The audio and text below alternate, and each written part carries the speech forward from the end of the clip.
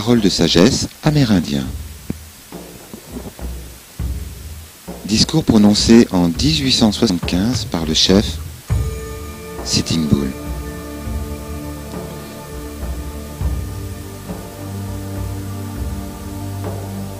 Voyez mes frères, le printemps est venu. La terre a reçu l'étreinte du soleil. Et nous verrons bientôt les fruits de cet amour. Chaque graine s'éveille, et de même chaque animal prend vie. C'est à ce mystérieux pouvoir que nous devons nous aussi notre existence. C'est pourquoi nous concédons à nos voisins, même à nos voisins animaux, le même droit que nous d'habiter cette terre. Pourtant, écoutez-moi vous tous, nous avons maintenant affaire à une autre race, petite, faible, quand nos pères l'ont rencontrée pour la première fois, mais aujourd'hui grande et arrogante. Assez étrangement, ils ont dans l'idée de cultiver le sol et l'amour de posséder est chez eux une maladie.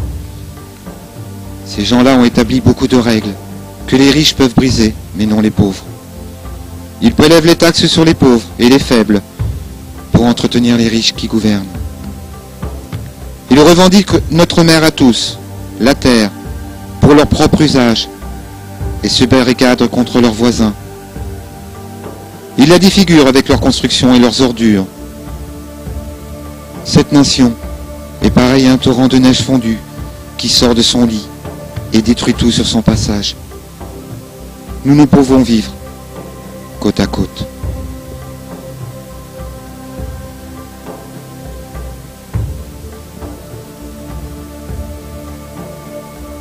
Paroles de sagesse de Taganta Mani.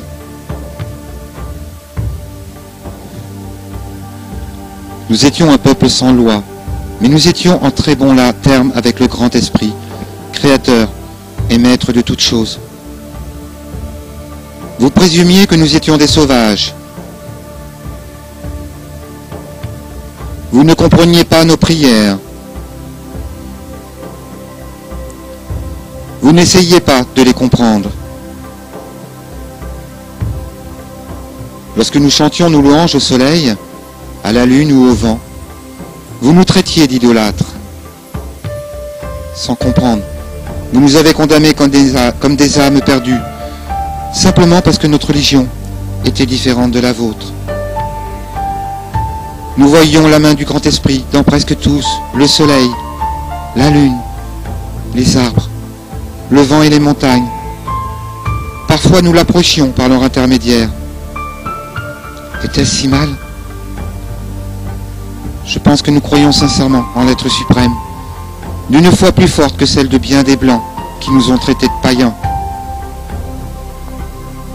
Les Indiens vivant près de la nature et du maître de la nature ne vivent pas dans l'obscurité. Saviez-vous que les arbres parlent ? Ils le font pourtant. Ils se parlent entre eux et ils vous parleront si vous écoutez. L'ennui avec les Blancs, c'est qu'ils n'écoutent pas.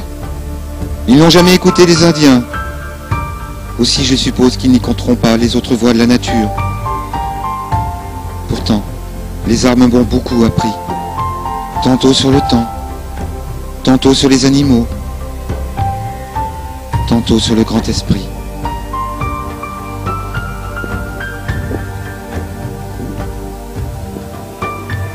Prière au grand esprit.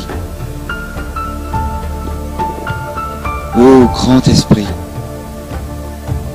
dont j'entends la voix dans le vent et dont le souffle donne vie à l'univers entier, écoute-moi. Je suis ton enfant de lumière, j'ai besoin de connaître ton amour. Permets-moi de marcher en beauté et fais que mes yeux soient toujours émerveillés par le rouge et le violet des couchers de soleil. Fais que mes mains respectent les choses que tu as faites, que mes oreilles soient attentives à ta voix. Donne-moi la sagesse pour que je puisse comprendre ce que tu nous enseignes. Permets-moi d'apprendre les leçons que tu caches sous les feuilles et les pierres. Je demande la force, non pas pour dîner mes frères, mais pour combattre mon plus grand ennemi, moi-même. Fais en sorte que je sois toujours prêt à venir à toi, les mains propres et le regard serein, pour que, quand la vie me laissera, comme le soleil qui baisse à l'horizon, mon âme puisse venir à toi sans remords.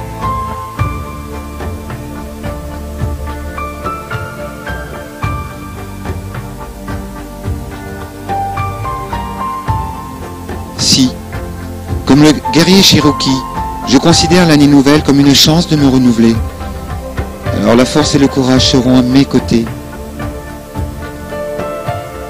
Je me souviendrai que les choses finissent par s'arranger, que les blessures guérissent et que les liens se ressoudent, pas parce que je l'ai dit, mais parce que je le crois. Mais le temps est venu de faire les choses correctement et de ne pas s'écarter du chemin, comme l'eau fraîche et libre qui coule de la source des bois. Une nouvelle vie et un nouveau sens jailliront de ma source intérieure. Le calme et la paix m'envelopperont, car je ne gagnerai rien à craindre ce monde chaotique.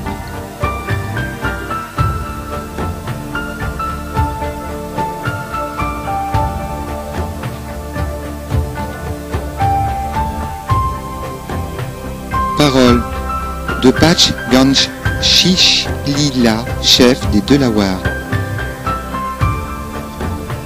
Les hommes blancs annonçaient bien haut que leur loi était faite pour tout le monde. Mais il devint tout de suite clair que, tout en espérant nous les faire adopter, ils ne se gênaient pas pour les briser eux-mêmes. Leurs sages nous conseillaient d'adopter leur religion, mais nous découvrîmes vite qu'il en existait un grand nombre. Nous ne pouvions les comprendre, et deux hommes blancs étaient rarement d'accord sur celle qu'il fallait prendre. Cela nous gêna beaucoup jusqu'au jour où nous comprîmes que l'homme blanc ne prenait pas plus sa religion au sérieux que ses lois. Il les gardait à portée de la main, comme des instruments, pour les employer à sa guise dans ses rapports avec les étrangers.